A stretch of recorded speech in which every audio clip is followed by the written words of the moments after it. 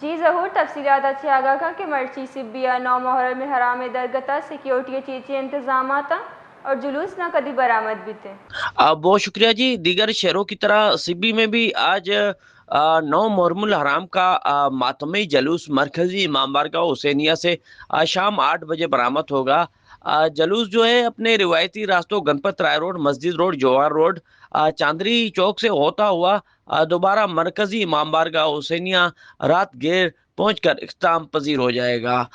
بات کی جائے اس جلوس کی سیکورٹی کی، تو اس جلوس کی جو سیکورٹی ہے فل پروف کی گئی ہے، اور جلوس کے آنے والے تمام رستوں کو خاردار تارے ٹیٹ لگا کر مکمل طور پر سیل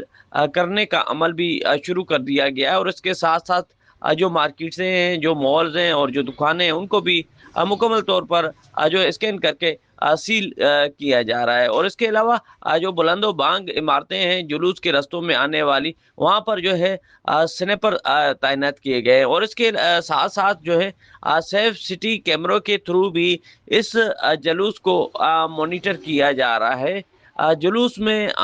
جو جلوس کے داخلی راستے ہیں، جلوس میں آنے والے جو عزادار حسین ہیں، ان کو اچھی طرح